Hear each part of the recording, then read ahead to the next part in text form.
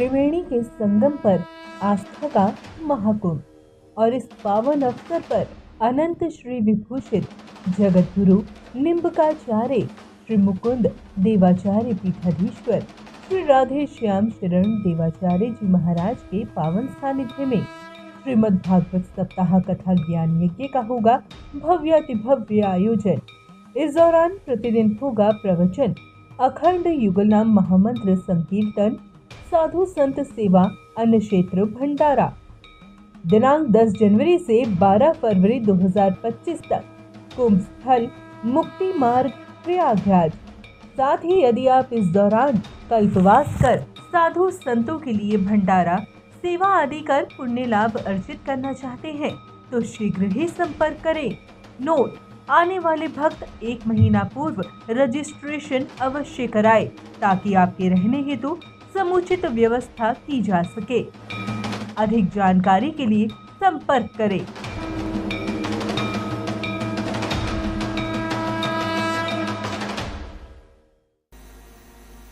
देवी पानी लो, सोने की झाड़ी में सोने का गिलास है, थोड़ा पानी दिया। अरे जल्दी दो ना, एक बार और कहिए। तोता ने क्या कहा? अरे प्यास मेरा गला सूखा जा रहा है। उसने नारायण नाम लेकर के मेरी यात्रा बिगाड़ी। पानी दिया, खूब पानी पीते, बीच में 3-4 बार नाम लिवा लिया। देवी आज दिन भर का भूखा हूँ, तुम पाक शास्त्र में निष्णात हो, तुम अपने हाथों आज नाना प्रकार के व्यंजन बनाओ ताकि मैं भोजन करके तृप्त तुम दिन भर की भूख को मिटा डालूं। तो उसने कहा आप ही चलिए, आप कुर्सी पर बैठे रहेंगे, आपके निर्देशानुसार मैं सारी रसोई करूंगी। हरण का सो जाते हैं, देखे लीलाधारी की लीला। रसोई बनाते बीच में आती है, प्राण बल्लभ हम आपसे बीच में पूछती रहेंगे क्या यात्रा क्या कहकर उसने बिगाड़ी यात्रा आपकी। अरे देवी शत्रुओं का नाम नहीं लेना चाहिए। आया है स्त्री धन बैरी नाम न चिंतन हम चिंतन। स्त्रियों का चिंता नहीं करना चाहिए, शत्रुओं का चिंता नहीं करना चाहिए और धन का चिंता नहीं करना चाहिए। इससे नुकसान ही नुकसान होता है। तुम बार बार, हमको बड़ा अच्छा लगता है। और जब मेरा मन खुश रहेगा तब मैं बढ़िया रसोई बनाऊंगी। राधे राधे। ये देखिए, जब तक रसोई हुई तब तक कई बार नाम लिवा लिया। भोजन करते हैं, भोजन के बीच में कई बार हाथ मुँह धो करके गद्दी लगी थी सोने की, बिस्तर कविराज तुम भी भोजन करो। भोजन किया। ठाकुर जी कृपा से राजमाता कयाधु जी और राज राजेश्वर हिरण्यकश्यप दोनों भोजन करके हिरण्यकश्यप लेटे हैं, उनके चरणों को दबा रही राजमाता परम सती साध्वी श्री कयाधु देवी जी। प्राण वल्लभ एक बार बताओ, तोता ने क्या कहा? देवी नारायण नारायण कहकर मेरी यात्रा बिगाड़ी। तुमने ऐसा बढ़िया भोज पदार्थों का निर्माण किया, खूब भरपेट खाया, नींद आ रही है। अच्छा सो जाइए। फिर अच्छी तरह 2-4 बार दबाया।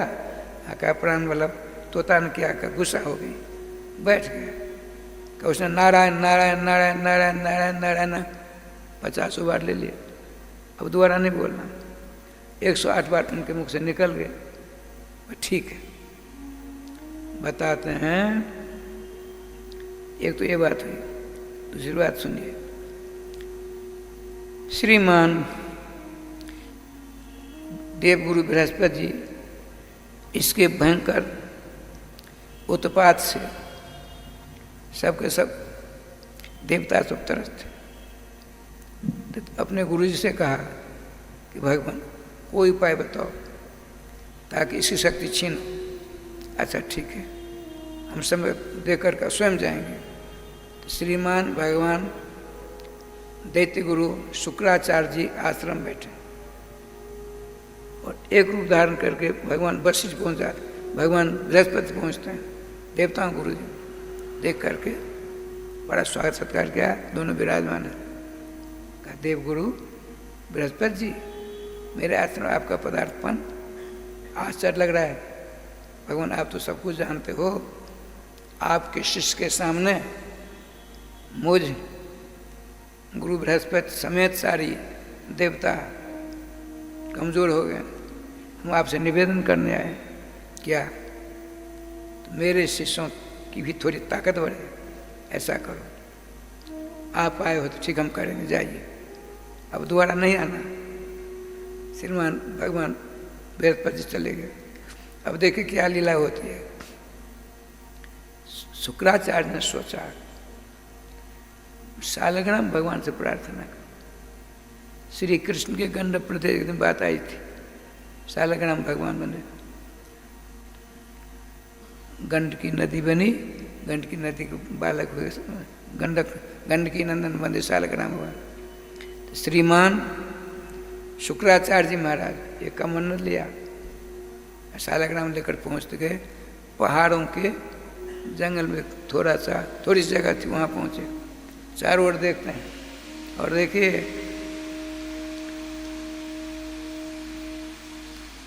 श्री वृंदावन बिहारी लाल की जय। जैसे वर्तमान सरकार की का गुप्तचर सक्रिय है, 10 वर्ष पहले ऐसा नहीं था, मारधार रोज हुआ करती थी। ठीक इसी प्रकार से हिरण्यकश्यप का जो खुफिया तंत्र था अत्यंत सक्रिय था। गुरु जी क्या करते हैं, कौन क्या कर रहा है, सेकंड पर खुफिया तंत्र के द्वारा जानकारी प्राप्त करता था हिरण्यकश्यप। गुरु जी पहुँचे हैं, सालग्राम भगवान को निकाला, जलाभिषेक करने वाले थे, गुप्तचर पहुँच गया। गुरुदेव एकांत में कुछ करने जा रहे हैं, देवगुरु आए थे, दोनों गुरुओं में क्या बातचीत हम नहीं जानते हैं, लेकिन वहाँ जाकर गोपनीय बात कर कुछ अनुष्ठान करने गए। सुनते ही तुरंत आकाश मार्ग से हिरण्यकश्यप पहुँचा। देखा आपने सालग्राम भगवान को कमंडल में दे दिया, कमंडल पानी था न भरा हुआ, उस कमंडल में भर दिया, रख दिया। अब प्रार्थना की, भगवान आप तो सब कुछ करने में समर्थ हो, मेरी लाज रखना। महादुष्ट है हिरण्यकश्यप का। गुरुदेव उसने देख लिया, अपने हाथ से कुछ पानी से भरा कमंडल में रखा है इन्होंने। गुरुदेव क्या करते हो? कुछ नहीं भाई, तुम्हारे अभ्युदय के लिए यहाँ बैठे हैं। अच्छा हमको बड़ी प्यास लगी गुरुजी। देखिए चेला जी हिरण्यकश्यप ने कहा हमको बड़ी प्यास लगी। अच्छा बैठो पियो पानी, ऐसे करने लगे। भगवान से प्रार्थना कर रखिए, सच्चे दिमाग से आप यदि पुकारेंगे, प्रार्थना करेंगे, आपकी जो अभिलाषा होगी उसकी पूर्ति में भगवान श्याम सुंदर देर नहीं लगाएंगे। श्रीमान शुक्राचार्य जी सच्चे दिमाग से प्रार्थना की, प्रभु निराकार उपास में, और पत्थर से नीर माने पानी, जल बन जाते हैं तो मेरी लाज रह जाती, बच जाती। भगवान क्या तुरंत बन गए, वो सालग्राम पानी में जय गोपाल हो गए, पानी बन गए। हिरण्यकश्यप ने सारा पानी पी लिया। इधर 108 बार भगवान नाम लिया गया, गर्भाधान होता है। सालग्राम भगवान पानी बन के पेट में 108 बार नारायण नारायण नारायण। अरे जैन के कहते हैं अजामिनुपाख्यान माया सांकीर्त्यम पारहास्यम वा अस्तोभम हेलन में वा वैकुंठ नाम गृहनाथ अश्य सागरम विदु। सांक राधे राधे गिर गया, राधे राधे उठो उठो। सागमन्या करने चक्कू से हाथ में राधे राधे क्या हो गया? हम भुक्त भोगी हैं इसीलिए बताते हैं, समय का अभाव है। कई घटना हमारे जीवन में घटी। नाम भगवान ने तुम राधे राधे कर दिया। नाम भगवान ने समझी, राम कृष्ण दोनों के दोनों सर्वश्रेष्ठ हैं, युक्ति स्वर हैं, उनको आंख बंद करने की जरूरत नहीं पड़ती, सहसा काम हो। क्या हुआ, क्या होगा, क्या हो रहा है, इसलिए उनको आंख नहीं बंद करनी पड़ती है। रामकृष्ण को छोड़कर जावन मात्र देवी देवताएं हैं, सबके सबको आंख बंद करके ध्यान लगा करके तब पता पड़ता है जो क्या हुआ, क्या हो रहा है विलेंथ में, जम्मू कश्मीर में, महाराष्ट्र में क्या होगा। 23 तारीख को 2 राज्य में चुनाव होगा, इसमें किसकी जीत होगी, कमल खिलेगा या दुष्टों का मन चमन होगा। आंख बंद कर उन लोगों को पता होता है। राधे श्याम। श्री रामकृष्ण कुछ ने सहसा जगह में ठाकुर जी का विधान देखिए, समय आने पर गर्भवती हुई। अब इसने सोचा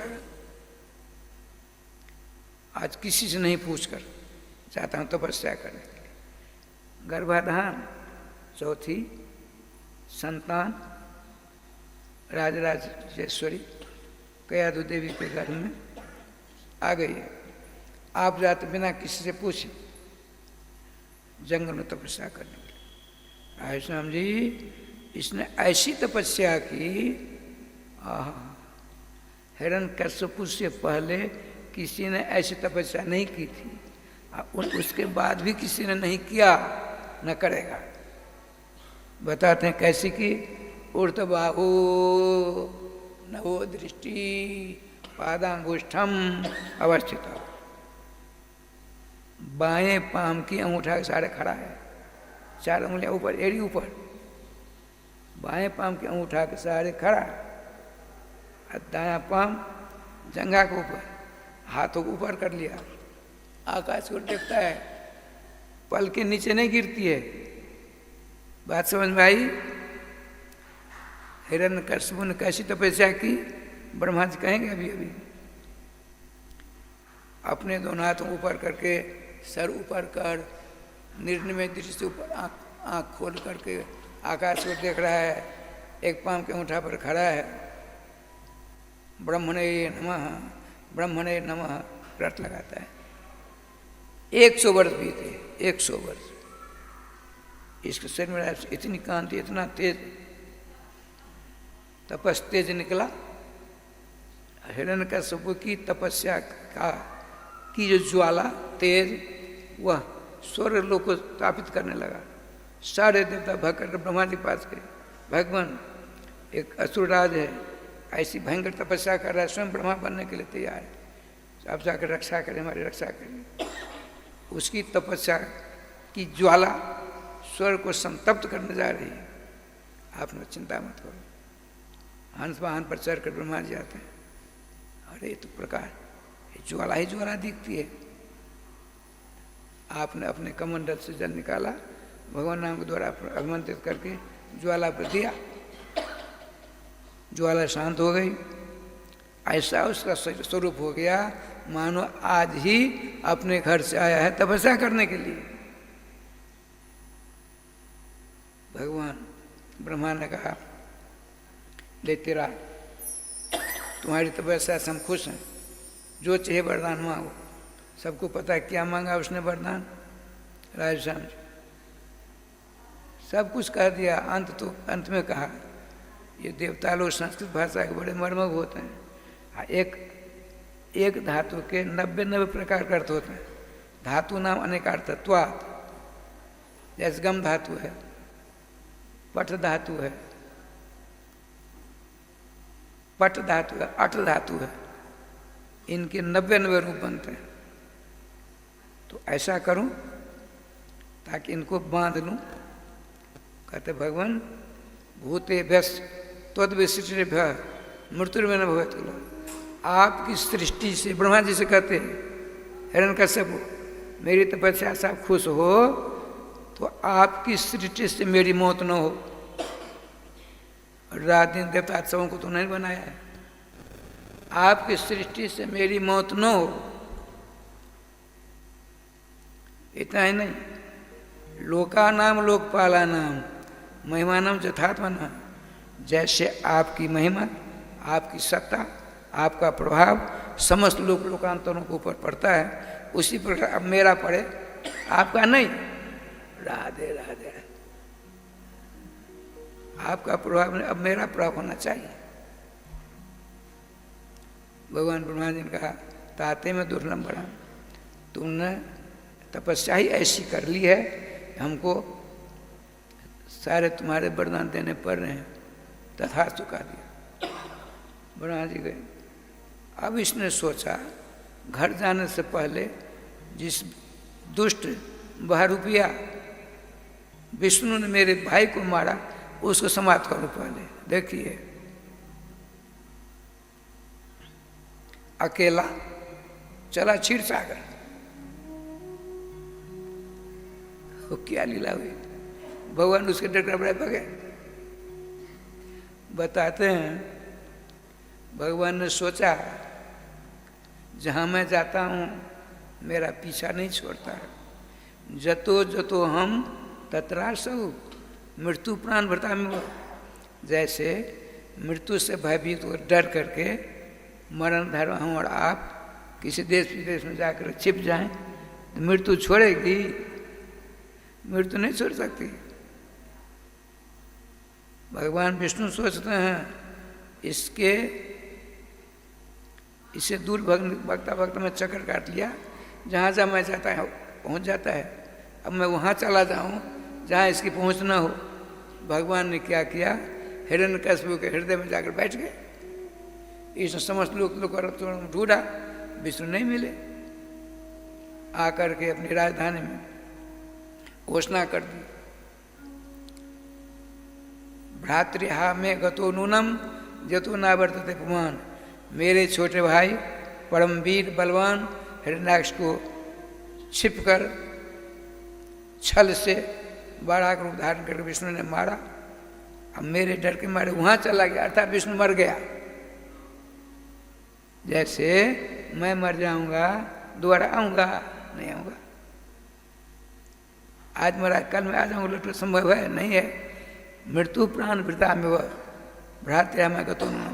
मेरे छोटे भाई को मारने वाला विष्णु मुझसे डर करके वहां चला गया जहां से लोग लौटते नहीं हैं, अर्थात मर गया।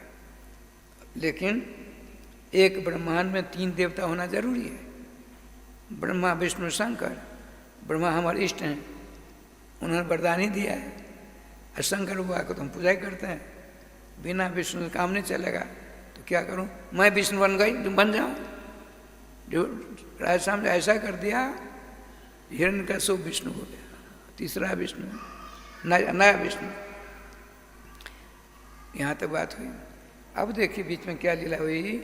जब ये तपस्या करने गए 100 वर्ष के लिए, इतने में देवराज इंद्र ने देवताओं की सेना लेकर के इसकी राजधानी को रौंद डाला, सारी सेना को परास्त कर डाला। गर्भवती राजमहिषी श्री कयाधु जी को अपने रथ में बिठाकर ले जा रहा आकाश मार्ग से स्वर्ग।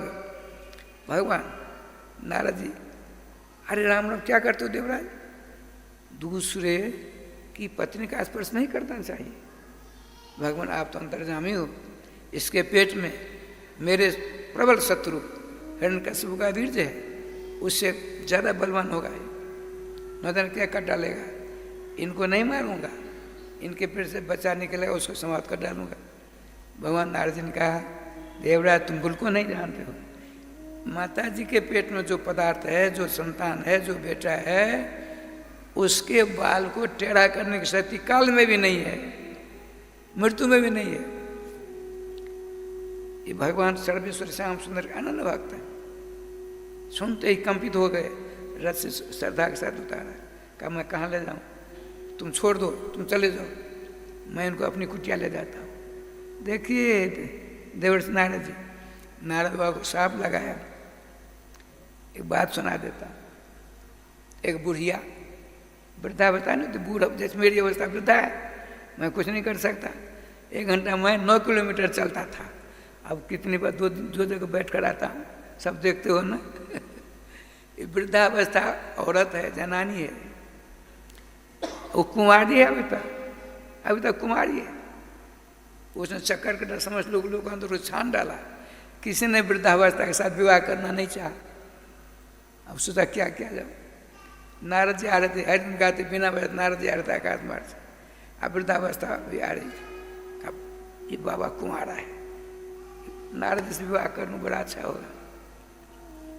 नारद जी समझ गए, आमने सामने वृद्धावस्था ने कहा, देवर्षि मेरी प्रार्थना स्वीकार करेंगे, कर लीजिए। बोले विवाह के प्रस्ताव को छोड़कर जो कहोगे हम करने के तैयार है। अरे राम राम। श्रीमान नारद जी की बात सुनकर वृद्धावस्था ने कहा, यही मेरा एक प्रस्ताव है, आपको मुझे मेरे साथ विवाह करना पड़ेगा। न कि मैं मर जाना ठीक समझता हूँ, तुमसे विवाह करना ठीक नहीं। मैं ब्रह्मचारी हूँ, नहीं करो मेरे साथ विवाह। नहीं, मैं साफ दूंगी, साफ देकर भस्म कर दो, ये संभव है। मैं विवाह नहीं करूँगी, विवाह नहीं करूँगा। उसने साफ दे दिया। तुम नारद जी सुन लो, तुम मेरी इच्छा की पूर्ति नहीं कि मैं साफ देती हूँ। तुम एक जगह 2 घड़ी ज़्यादा नहीं टिक सकते। एक घड़ी में 24 मिनट हुआ करते हैं, 2 घड़ी 48 मिनट से ज़्यादा तुम कहीं टिक नहीं सकते। लेकिन भगवान के भजन करने के लिए साफ दूर हो जाता है।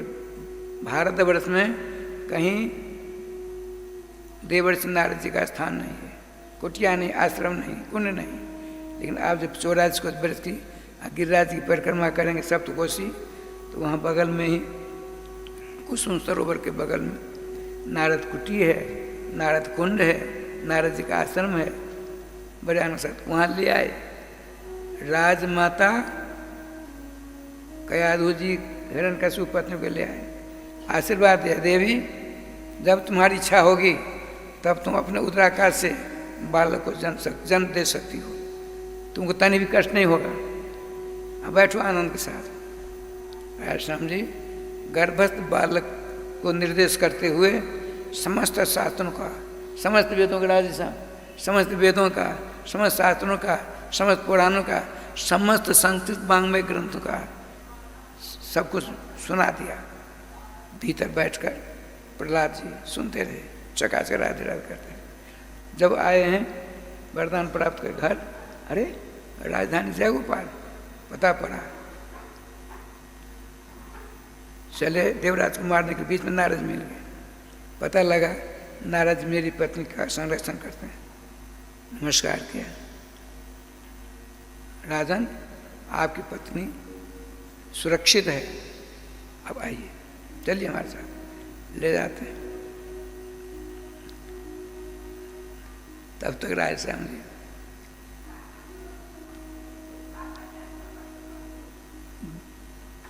पेट में, कयाधु के पेट में बच्चा पूर्ण पांडित्य से परिपूर्ण हो गया, बड़े स्वाद सत्कार से। इसीलिए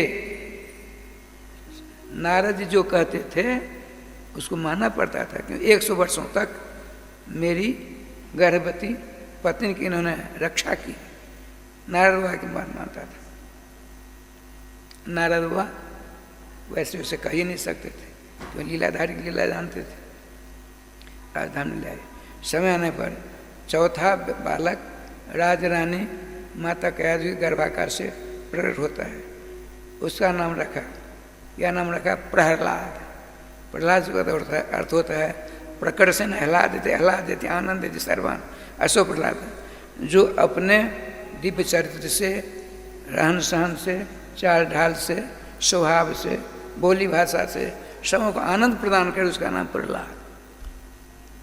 किसी को कष्ट नहीं देते थे, सब प्रहलाद जी का नाम लेते जाए गोपाल जी।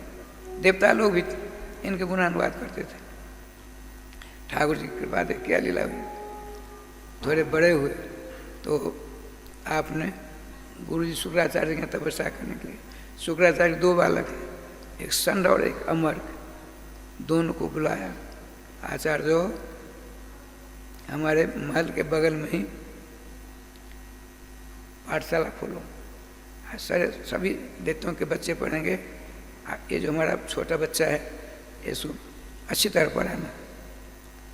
दैत्यों के सारे गुण को तप्रोत कर दो, सारे गुणों को। अब गुण है उसको गुण कहते हैं। प्रथम बार माता श्री कयाधु जी अपने लाला प्रहलाद का श्रृंगार किया। बड़ा सुंदर श्रृंगार, डिठोना लगा दिया काला काला, ताकि किसी की नज़र न लग जाए।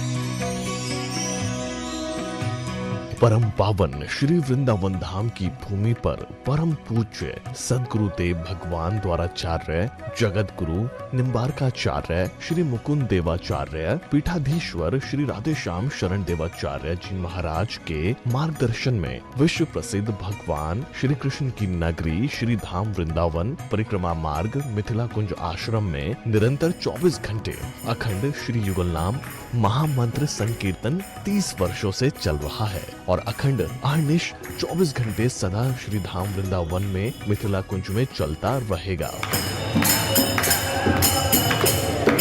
आज विश्व भर में अनेकों मंदिर हैं, किंतु भागवत का कोई मंदिर नहीं है। तब हमारे पूज्य गुरुदेव के भजन संकल्प से ये भाव जागा कि श्री धाम वृंदावन में एक अलौकिक भागवत मंदिर बने, जिसमें वृंदावन आने वाले सभी भक्तगण एक साथ संपूर्ण भागवत श्लोक का दर्शन कर सकें। सदगुरुदेव के इस भाव को साक्षात करने के लिए विश्व में प्रथम बार श्री धाम वृंदावन मिथिला कुंज आश्रम में श्रीमद् भागवत महापुराण के 18,000 श्लोक शिलालेख लिखित भव्य दिव्य श्रीमद् भागवत महापुराण मंदिर बनने जा रहा है। आप सब भी इस दिव्य भागवत मंदिर में अपना तन मन धन से सहयोग कर श्री धाम वृंदावन में अक्षय पुण्य प्राप्त करें। एक श्लोक शिलालेख की सेवा राशि मात्र 5100 रुपए है, जिसमें आपके नाम से एक श्लोक शिलालेख पर लिखा जाएगा। इसी प्रकार से आप 2 श्लोक की दान राशि 11,000 रुपए, 5 श्लोक की दान राशि 25,000 रुपए, 11 श्लोक की दान राशि 51,000 रुपए और 21 श्लोक की राशि है 1,01,000 रुपए देकर अनंत पुण्य के भागी बन सकते हैं। कहा गया है कलयुग केवल नाम आधारा। हम सब भी श्री धाम वृंदावन में अपने नाम से या अपने पूर्वजों के नाम से या घर में समस्त विघ्न बाधाओं को दूर करने के लिए श्री धाम वृंदावन में अखंड संकीर्तन कराने का अलौकिक पुण्य प्राप्त कर सकते हैं। साथ ही आपके द्वारा प्रदान किया गया सेवा राशि से हरि नाम संकीर्तन के साथ साथ संतों का भोजन एवं गौ माता के लिए गौग्रास समर्पित किया जाएगा। आप निम्न राशि प्रदान कर सदस्यता ग्रहण कर सकते हैं। एक दिन का संकीर्तन राशि मात्र 1,500 रुपए, एक माह का संकीर्तन राशि मात्र 15,000 रुपए, 12 माह की संकीर्तन राशि मात्र 21,000 रुपए से आपके नाम से निरंतर अखंड श्री युगल नाम हरि नाम संकीर्तन के साथ साथ साल के 12 माह में 12 दिन 12 संतों का भोजन गौग्रास आदि सेवाएं आपके मरणोपरांत भी चलते रहेंगे।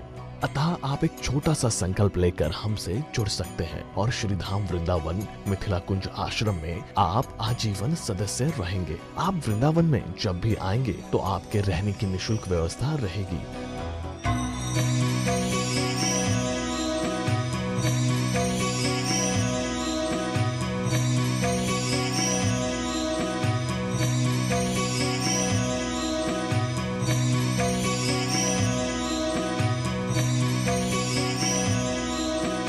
ये संस्था 80G के अंतर्गत कर मुक्त है, जिसके द्वारा आप अपने दान पर टैक्स की छूट प्राप्त कर सकते हैं। आपके दान राशि की रसीद आपको बाय पोस्ट संस्था द्वारा भेजी जाएगी। साथ में आपको संस्था का प्रमाण पत्र भी दिया जाएगा। आइए हम सब मिलकर इस दिव्य भागवत मंदिर में अपना तन मन धन से सहयोग कर श्री धाम वृंदावन में एक अलौकिक भागवत श्लोक मंदिर का निर्माण करें। अधिक जानकारी के लिए संपर्क करें और मिथिला कुंज आश्रम से जुड़ने के लिए फेसबुक, यूट्यूब और इंस्टाग्राम मिथिला कुंज ऑफिशियल पेज को फॉलो करें।